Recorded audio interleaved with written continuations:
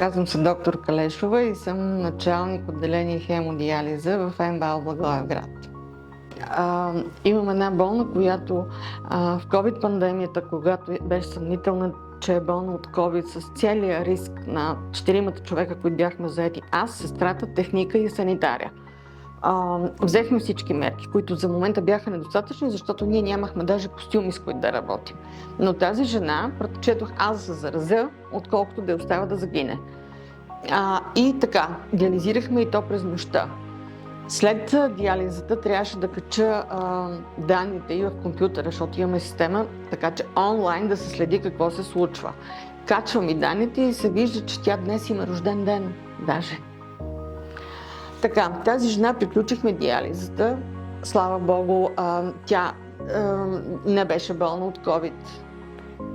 На другия ден ми се обажда доктора, където болната лежи, защото болните не лежат тук.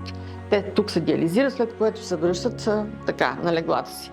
Обажда ми се доктора и ме пита: ти какво си направила с тази жена?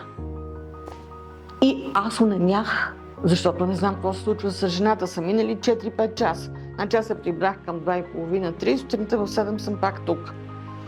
И докато разбера въпроса му, аз буквално се смразих, защото реших, че с жената се е случило нещо лошо.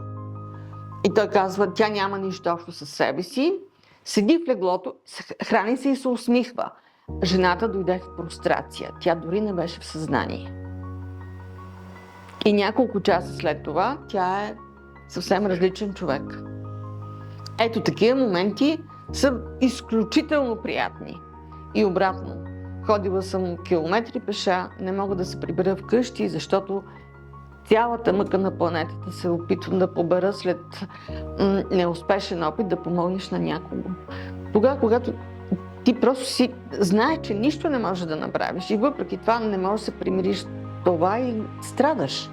Няма как. Човеци сме след толкова 37 години лекарски стаж, не се научаваме да сме по-дебелокожи. Това е. И най-хубавото и най-неприятното е свързано с нашата професия. Това е.